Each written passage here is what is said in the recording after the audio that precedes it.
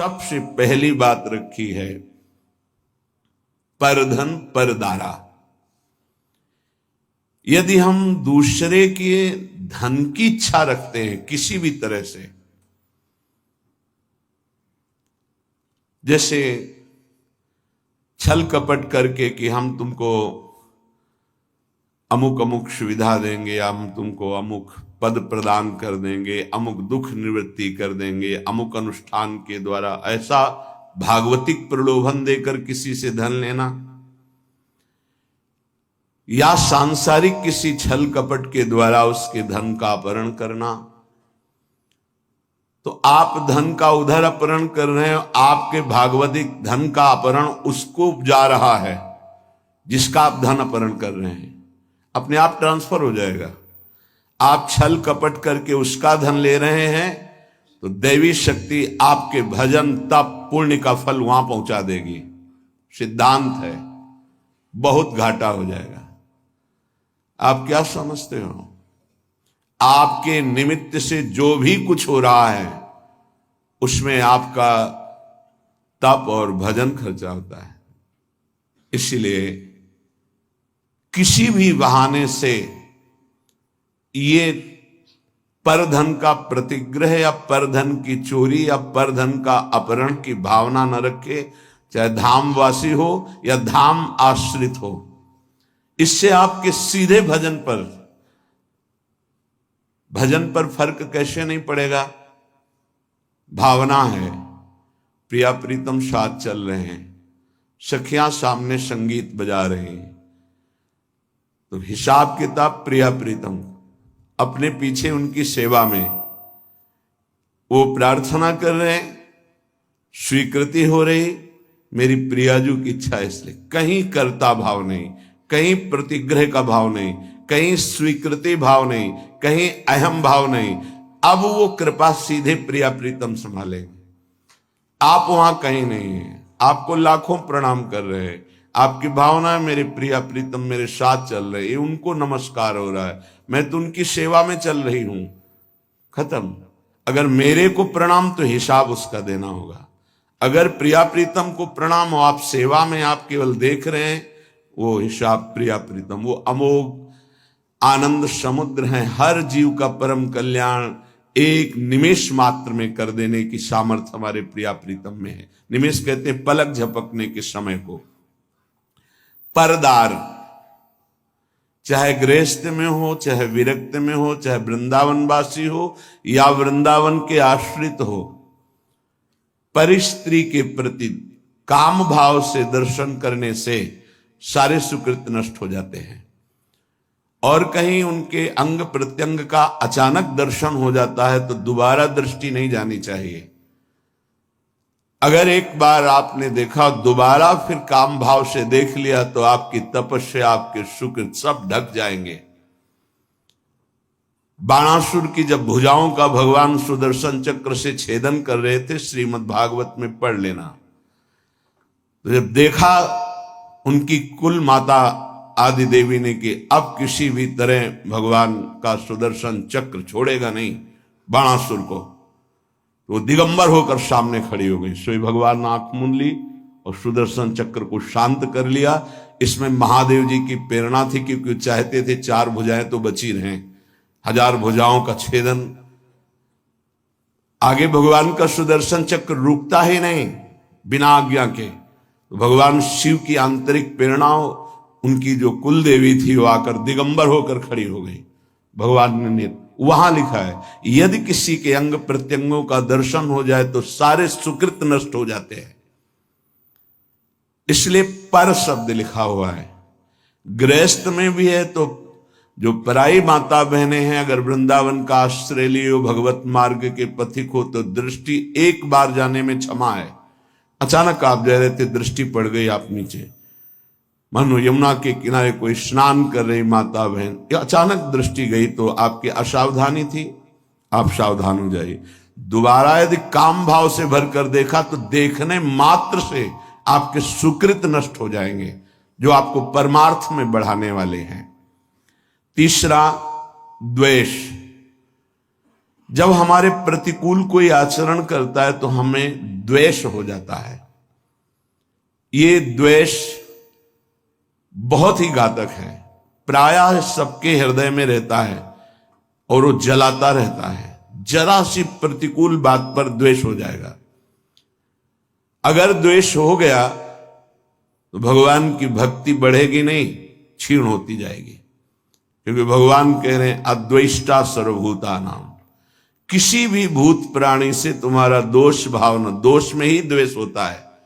हमारे अनुकूल उसका जो व्यवहार नहीं है तो हमें द्वेष हो जाएगा। नहीं, द्वेष नहीं, भगवत भाव से प्रणाम करो। भगवान उसको प्रेरित करके आपके साथ ऐसा प्रतिकूल व्यवहार करा रहे हैं। हट जाओ, द्वेष मत करो।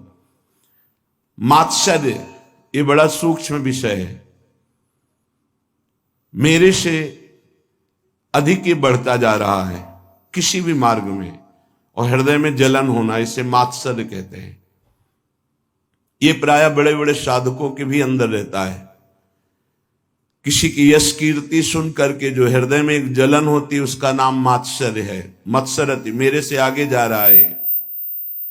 भजन मार्ग में भी ये हो जाता है।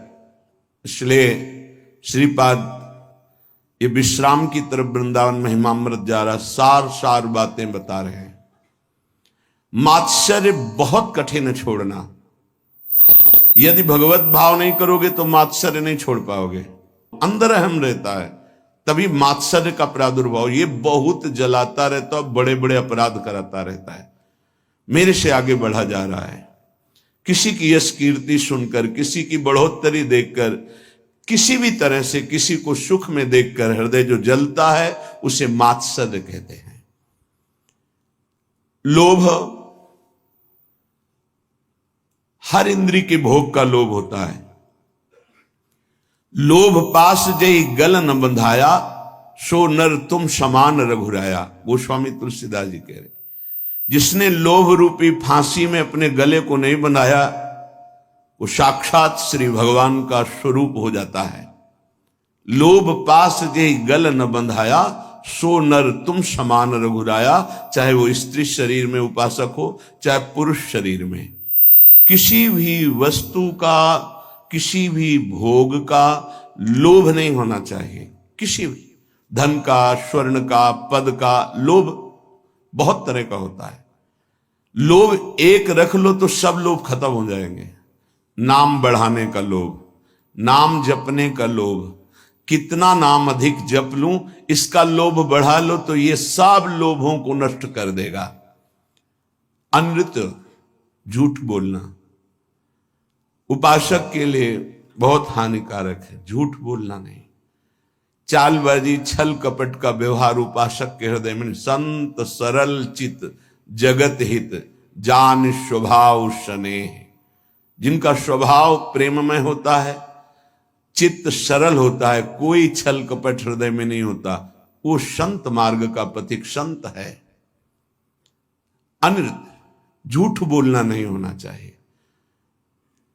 संतों का मार्ग विश्वास और श्रद्धा से होता है।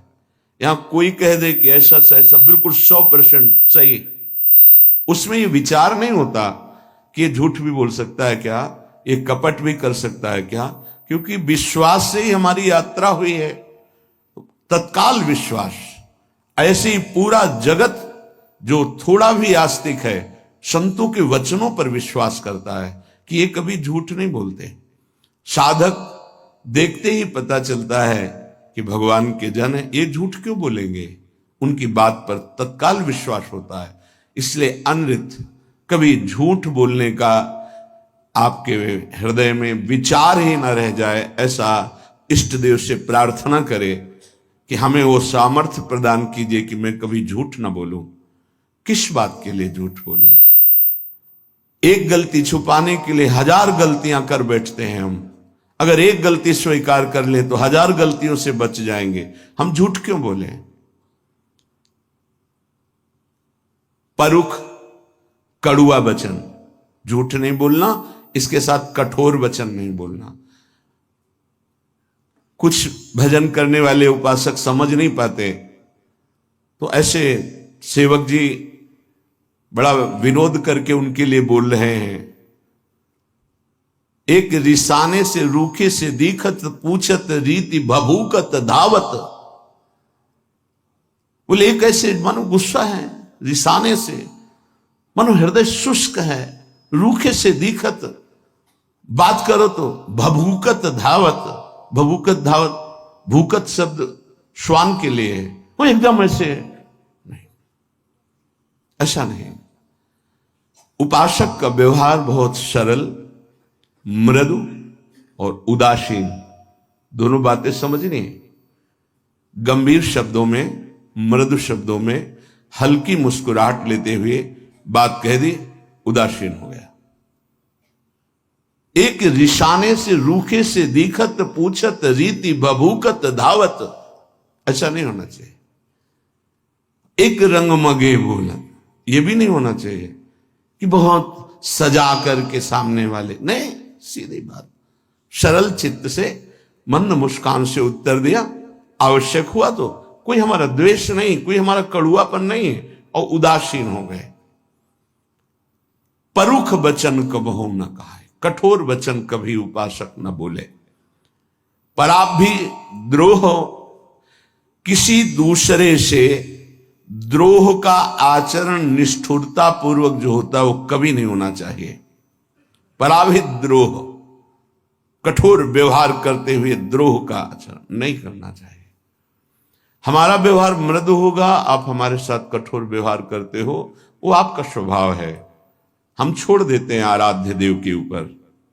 आराध्य देव का विधान है कि ये कठोर व्यवहार करेगा, मैं सहूंगा। उसके लिए क्या विधान है आराध्य देव जाने। अपने को कठोर व्यवहार नहीं करना, द्रोह नहीं करना। बहुत हृदय जलता है यदि द्रोह करोगे। कल्पनात्मक भय उत्पन्न होता रहता है द्रोह करने वाले को।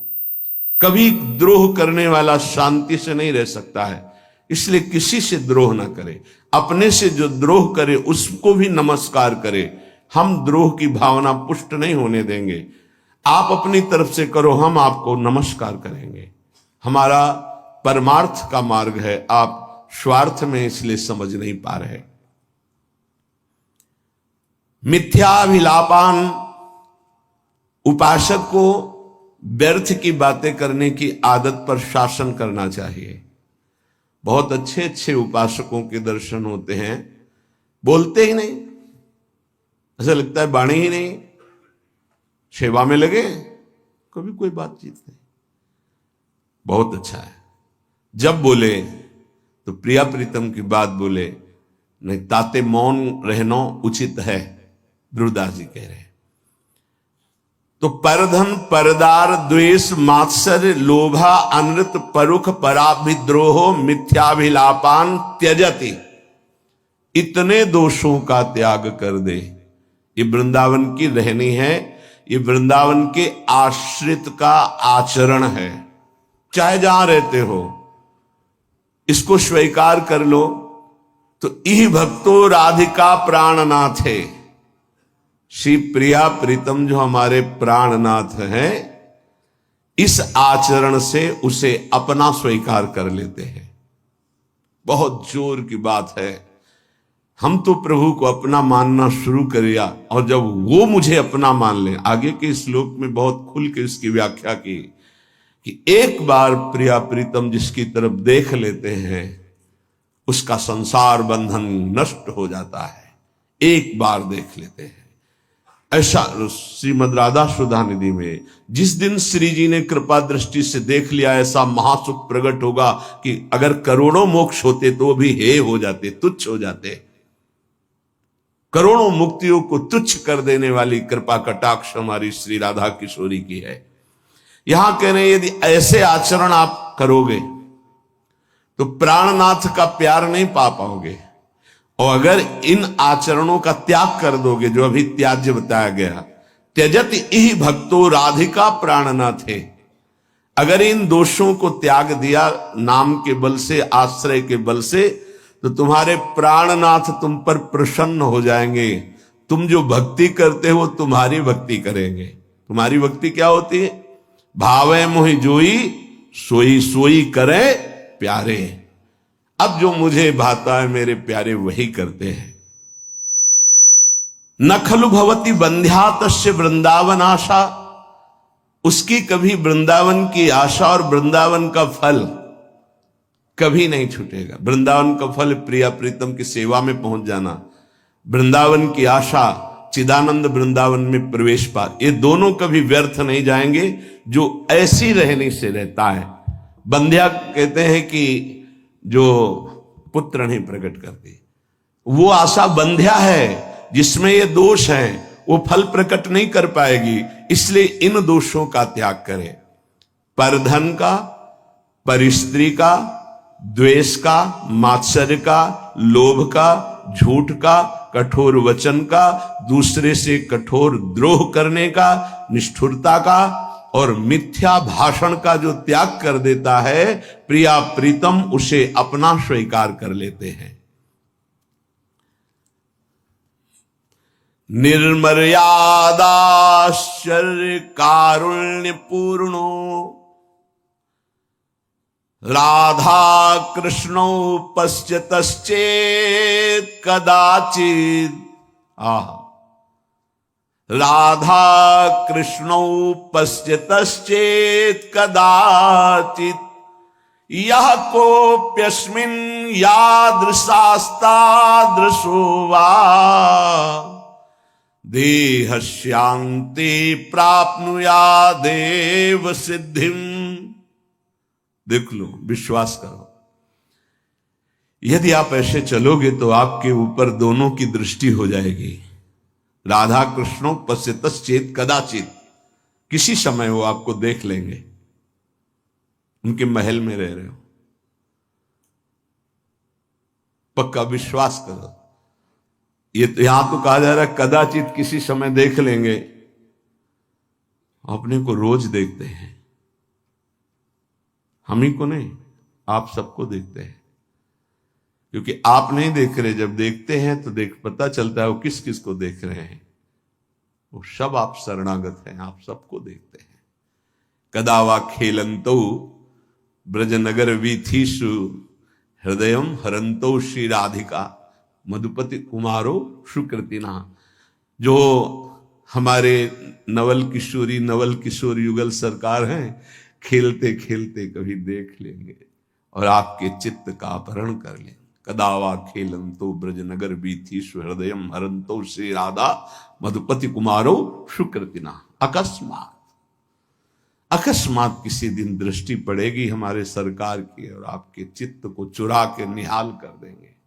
इस देश में रहने का यही फल मिलता है।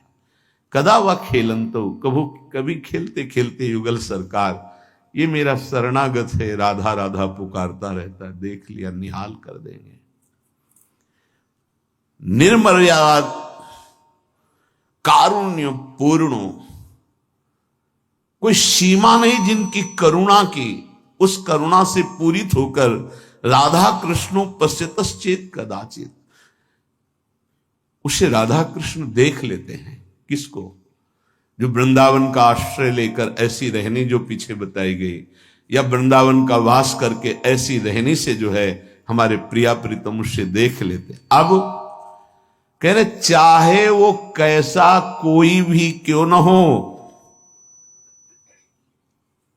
वो देह त्याग कर प्रिया प्रीतम की सेवा में पहुंचेगा पक्का।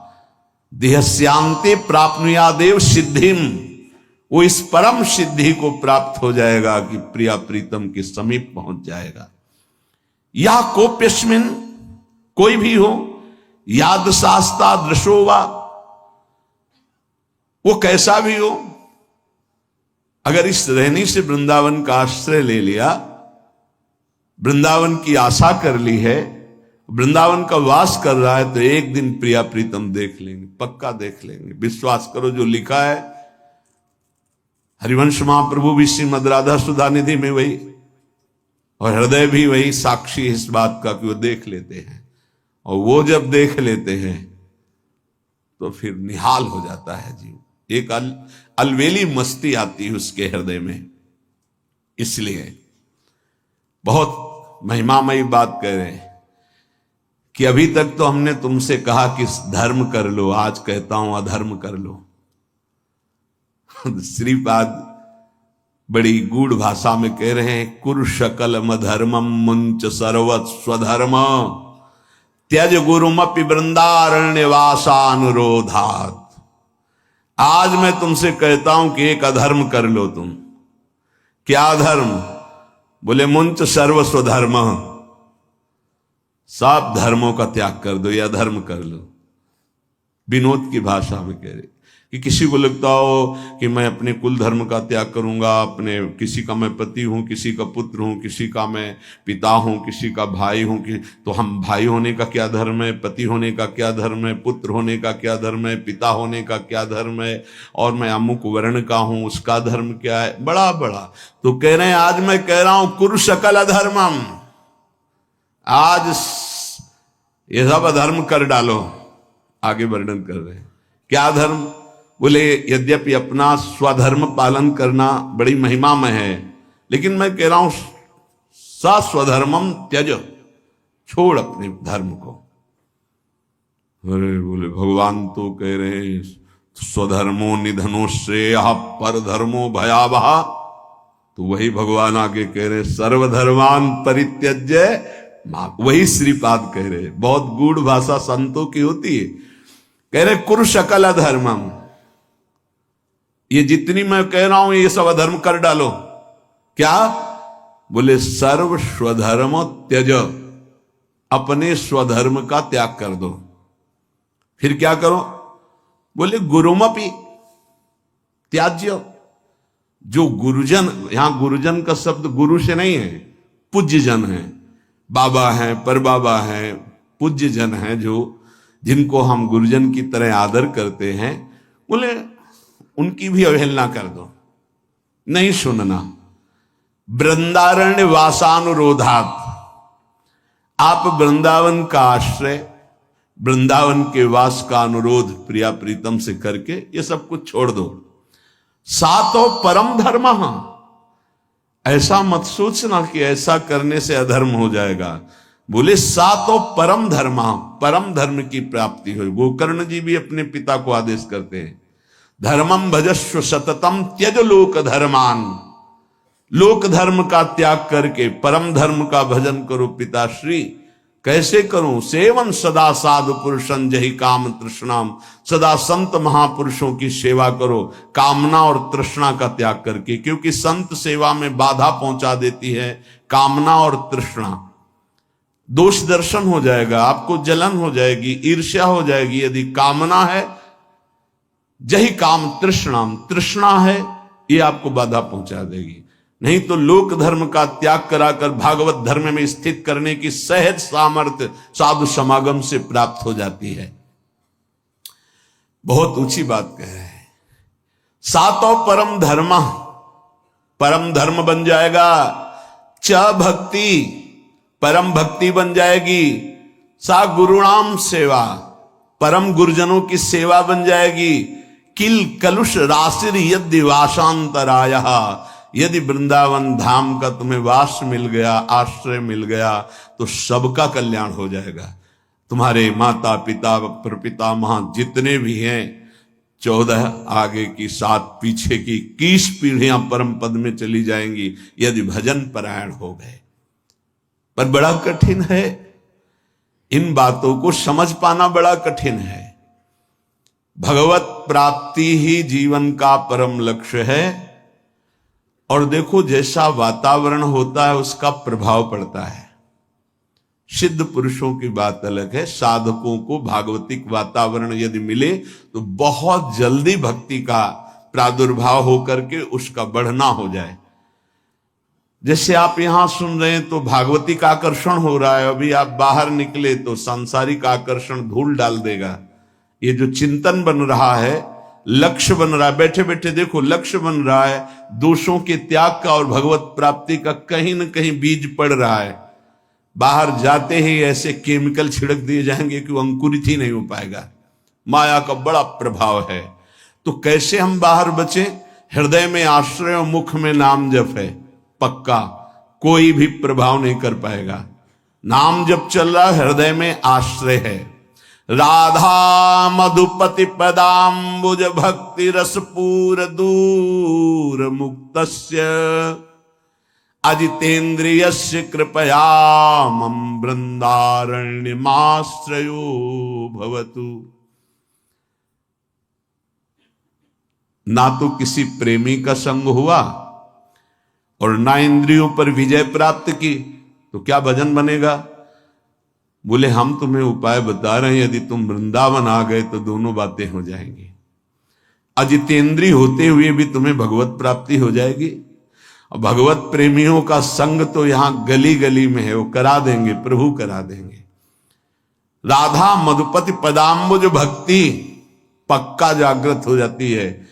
वृंदावन का आश्रय मिला जहां, तो फौरन वो आपको रसिकों का संग करा देगा। रसिकों का संग हुआ तो इंद्रियों पर शासन प्रारंभ हो जाता है। जबरदस्ती इंद्रियों को भोगों से हटाकर प्रिया प्रीतम में लगाया जाता है। ये रसिकों के संग का फल होता है। बोले कृपया मेरी बात मान लो कि आप अजितेंद्रिय हैं पक्का। कौन इंद्रियों पर विजय प्राप्त करा? कोई बिरला ही।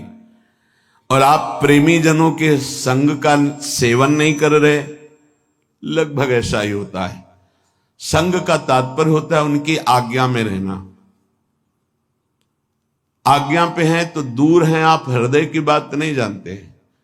आपको लगता है कि समीप वाले बहुत प्यारे हो सकते हैं, आप भ्रम मत कीजिए।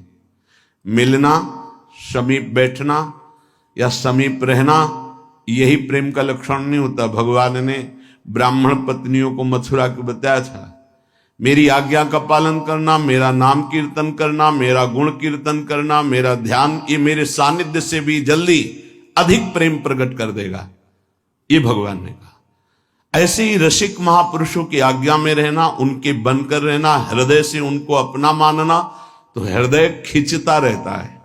वो बताने का विषय नहीं होता, हृदय खिंचता रहता है उसकी तरफ।